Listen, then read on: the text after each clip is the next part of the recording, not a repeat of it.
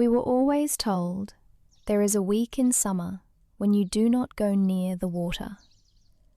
Not because of the current, not because of the cold, but because of what moves along the far bank at dusk. I grew up thinking it was the kind of rule old women kept because fear had hardened in their bones. I had explanations for everything my grandmother believed. Then, one July evening in Polesia, I heard something call my name from the other side of the river. Not a voice exactly, more like the shape of my name, formed by something that had almost forgotten how that was done. And I walked toward it. I didn't decide to. I simply walked. Stay until the end. I want to tell you about Oliana, who drowned 7 days before her wedding, and the rule the village learned the hard way, that I nearly learned the same way. Leave a comment if this finds you, and subscribe. This is only the beginning. There is a week in midsummer when my grandmother would not let us near the water. She never explained it. That was the thing about her. She didn't explain. She simply acted, and the weight of her actions was explanation enough. One moment, I was standing at the edge of the creek at the bottom of our village, watching the current move over the smooth gray stones. And the next, her hand was on my arm, firm and immediate, pulling me back toward the path without a word. I must have been 7, maybe 8, old enough to be embarrassed by it, old enough to pull against her grip and ask why. She looked at me the way she sometimes did, not unkindly, but with a flatness in her eyes that said the question itself was beside the point. "Don't answer," she said, "if something calls you from the water." That was all. We walked back to the house. She made tea. The subject was closed. I thought about that moment for years afterward, mostly as an example of the kind of thing old women said, half warning, half superstition, the residue of a world that believed in things my generation had outgrown. My grandmother had grown up in a village in Polesia, on the northern edge of Ukraine, where the land flattens out into marshland, and the rivers move slowly, and the forests hold a particular kind of silence that city people find unsettling. She had grown up, I told myself, surrounded by stories, and some of those stories had calcified inside her into rules she no longer questioned. That was fine. That was what happened to people. I was educated. I was rational. I understood the psychology of folk belief. I was wrong. And the river made sure I understood that, but not for a long time, and not before I had assembled enough of the story to know exactly what I had walked into. The week my grandmother had pulled me from the water's edge, I learned this much later, from my mother, in pieces, was Rusalny Tijden, Rusalia week. It falls in early summer, in the days just before Trinity Sunday, the holiday the village called Zieleni Sviata, Green Sunday, when the world tips from one season into another, and the boundary between what is living and what is not becomes, in the belief of the Polesia region, dangerously thin. During Rusalia week, the old rules were precise, and they were kept. You did not swim. You did not wash clothes in the river. You did not work in the fields near the water alone. And you did not, under any circumstances, answer if you heard your name spoken from the direction of the creek. My grandmother kept these rules the way she kept everything, silently, completely, without ceremony. She did not light candles or say prayers. She simply did not go near the water. And she did not allow us near it either. I thought it was fear, a very old, very particular kind of fear, the kind that belonged to another century. I was wrong about that too. The story my mother told me began with a girl named Oliana. My mother told it to me the summer I was 19, the summer before I left for university. Sitting at the kitchen table in the early evening, with the windows open and the smell of linden coming in from the yard. She had waited, I think, until she believed I was old enough to hear it properly. Whether she was right about that, I'm still not sure. I heard it, but I didn't understand it, not in the way she meant for me to, until much later. Oliana had lived in my grandmother's village. This was sometime in the first half of the last century. My mother was vague about the year, as people from that region often are about dates, as though time there moves by seasons rather than numbers. Oliana was in her 20s, the age when girls in that village were expected to marry, and she was, in fact, about to, 7 days away from her wedding, when it happened. The dress was already made. The embroidery on the sleeves was not quite finished, a detail my mother mentioned in a tone that made it sound like the most important part of the whole story. The embroidery was not finished. The fiancé was at the other end of the village, a farmer, a quiet man who, my mother said, did not recover from what happened for the rest of his life. It was Rusalia week. No one knew exactly how Oliana came to be at the Black Creek that afternoon. Some said she had gone to fetch water, though that seemed unlikely. You didn't go alone, and you didn't go during that week if you knew the rules. And Oliana knew them. Some said she had gone to wash the embroidery thread for the unfinished sleeves. Some said she had gone for no reason anyone could name, only that she had been seen walking toward the creek in the middle of the day, in her everyday dress, carrying nothing. They found her shawl on the bank. They did not find her. The creek was not deep. That was what people kept saying afterward, in the way that people say things they cannot make sense of. The creek was not deep enough. But the Black Creek in Polesia runs fast in summer, fed by the marshland, and it runs cold even in July. And they searched for 3 days and found nothing. The village buried an empty coffin. The fiancé stood at the graveside and looked at the box in the ground and did not speak during the whole of the service. And 3 nights after the burial, Oliana's mother heard singing from the creek. She recognized the song. It was the song Oliana had been learning for the wedding, a bridal song, the kind young women practiced in the weeks before the ceremony, a slow and particular melody that the older women taught them in the evenings.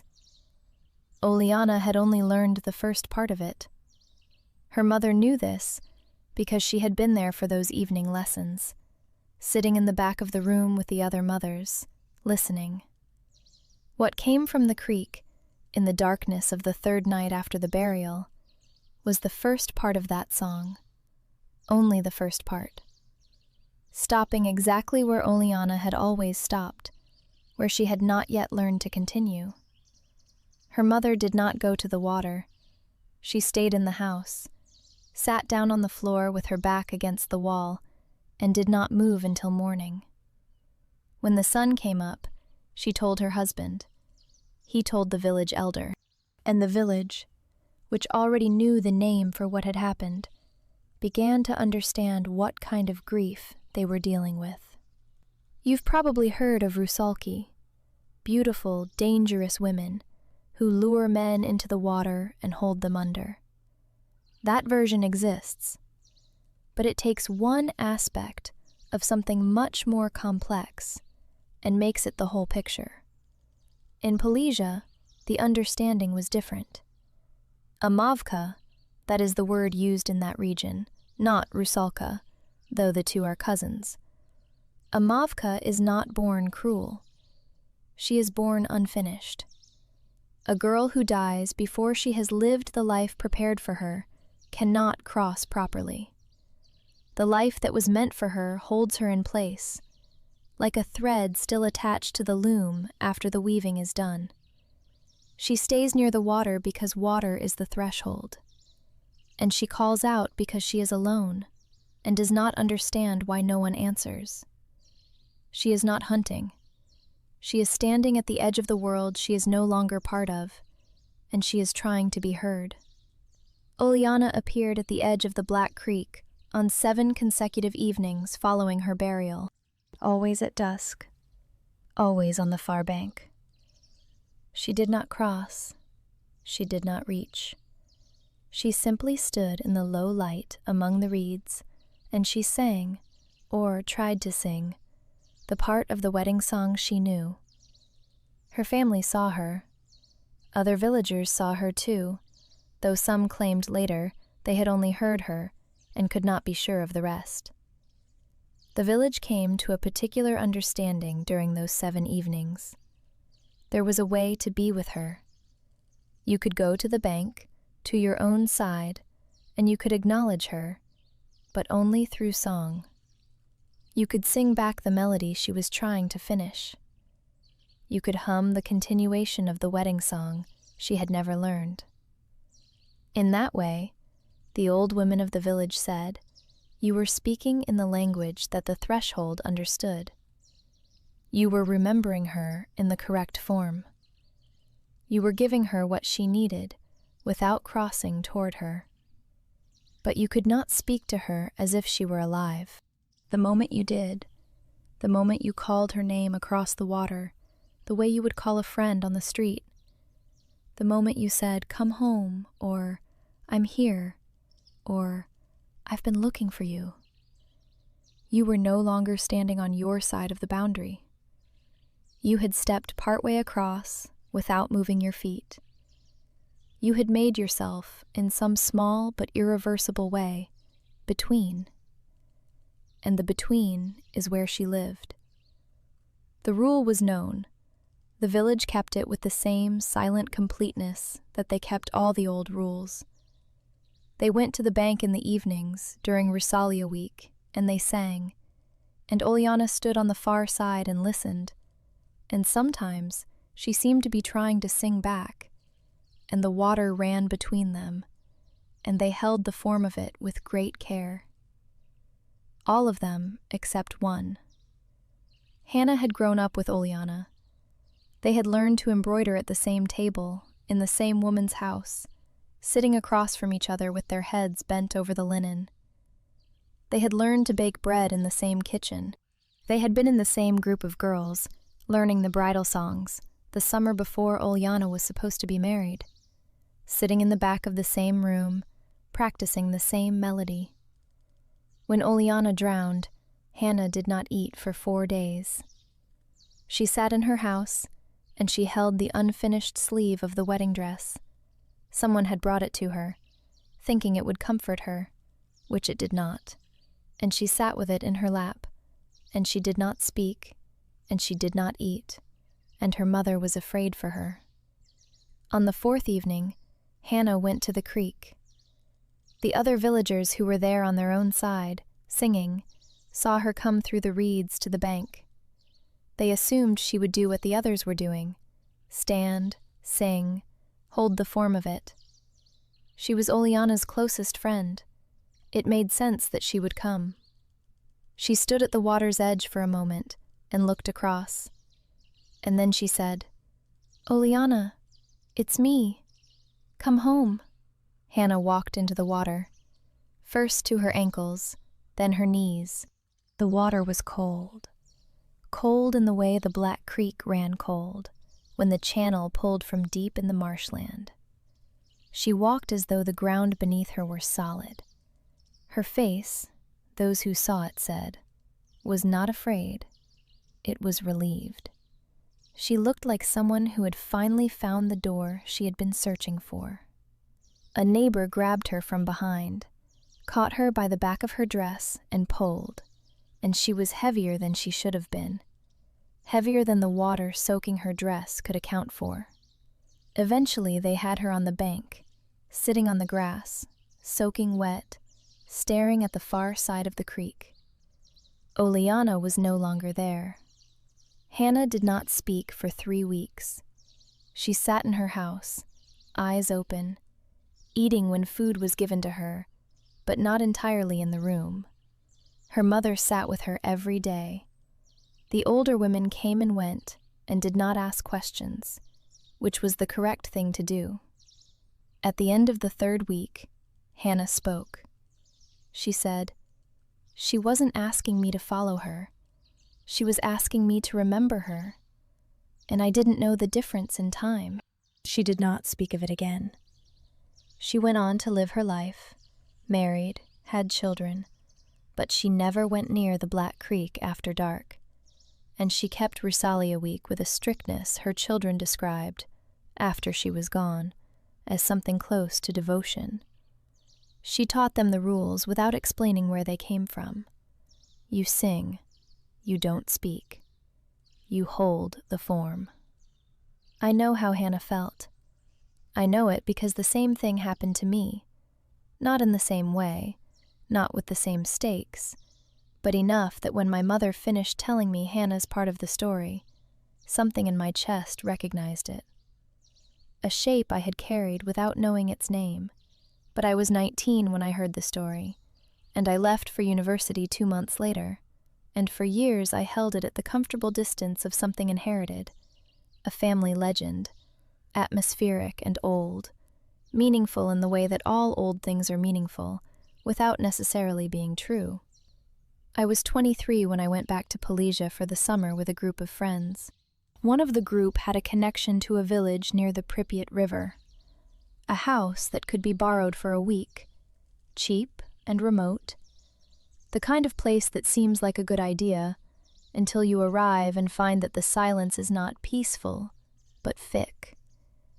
By the 2nd evening, I had already noticed I was not entirely comfortable, though I couldn't have told you why. I blamed the unfamiliarity. I had been in Polesia before, as a child, but memory is a poor map. We spent the first days as people that age spend days in borrowed countryside houses. We walked, we cooked badly, we stayed up too late. The river was a 15-minute walk through a stand of birch trees that in the late afternoon light had a quality, silver and still, that made conversation seem unnecessary. We went there twice. I swam. I did not think about my grandmother, or Oleana, or any of it. I had outgrown all of that. It was the 3rd evening when it changed. The group had decided to stay at the river for sunset and light a fire on the bank. Someone had brought a guitar. The light was doing what light does in Polesia in July, which is to linger far past when you expect it to leave, going amber and then deep gold, and then a color with no name that sits between gold and darkness. The river had gone quiet, quieter than it had been in the afternoons, the current barely visible from the bank, the surface almost still. I noticed the stillness, the way you notice something peripheral, without quite looking at it directly. My friends' voices seemed far away. They were 10, 15 meters behind me. I had wandered a little along the bank, not by intention, just the way you drift when you're watching light on water. And I was standing slightly apart from the group, in the tall grass where the bank gave way to the reeds. And then I heard it. I cannot describe it accurately. I have tried many times, and every attempt misrepresents it in one direction or another. Either too dramatic, which makes it sound like something from a film, or too subtle, which makes it sound like nothing at all. It was neither. It was a sound that came from the other side of the water, from the far bank, where the reeds were denser and the birch trees began. It was not a scream. It was not a splash. It was not wind, because there was no wind. It was a voice that knew my name, but hadn't learned how to say it yet. That is the only way I have ever found to put it. Something that was reaching for the shape of my name, with a mouth that had almost forgotten how mouths worked. Something that recognized me and was trying to make that recognition into sound. I stepped toward the water. I did not decide to. I want to be precise about this. There was no decision, no moment of thinking about it and choosing. One moment I was standing in the grass, and the next I was stepping forward, and the step felt entirely natural, entirely correct, the way that walking through a familiar door feels correct. The reeds brushed my arms, the ground softened. The sound was still there, still reaching, still trying to arrive at something it almost had. I took another step, and another, and then I was stopped. I do not remember deciding to stop any more than I had decided to start. What I remember is the cold water at my ankles, cold in the way the Black Creek was described as cold, cold from somewhere deep and underground, cold that did not belong to the season, and my friend's hand on my arm. She was asking me something. Her voice came from a direction that seemed incorrect, too close, too immediate. She was asking why I had walked in. She was looking at me with an expression I had never seen on her face, which was not quite fear, but was adjacent to it. And she was still holding my arm with both hands, as if she was not entirely sure she could let go. I looked down. The water was at my ankles. I was standing in the river up to my ankles. I did not remember walking into the river. I laughed. That is what I did. I laughed. The particular laugh that means I have no other response available. The kind that sounds like the right thing to do and means nothing at all. I said something about losing my footing in the reeds. I waded back to the bank. My friends accepted this because there was no alternative available to them, and because the night had moved on to darkness by now, and we were all ready to go back to the house. And by the time we were inside and the fire was lit, the whole thing had been folded into the category of the mildly amusing. I did not sleep that night. I lay in the dark, and I thought about my ankles in the water and the temperature of it. And I thought about the sound I had heard, and I thought, for the first time in years, about Hannah. I laughed it off for 2 months. That is the accurate accounting. 2 months of laughing it off. 2 months of telling myself that the light had been strange, and I had been tired from the journey, and the sound had been a bird, or the wind, or nothing at all. I was good at this. I had been good at this my whole life, since I was old enough to have things to explain away. But my body did not believe me. This is what nobody tells you about an experience like that. That your mind can do all the work it likes, all the rational sorting and filing and concluding, and your body simply does not participate. For months after that evening, I found I could not cross a bridge without something tightening in my chest. I could not walk near a riverbank after dark. I could not hear moving water in the evenings, through an open window, through a phone speaker, in a film, without a response I could not name, a readiness, a stillness, as though something in me was listening for something I did not want to hear.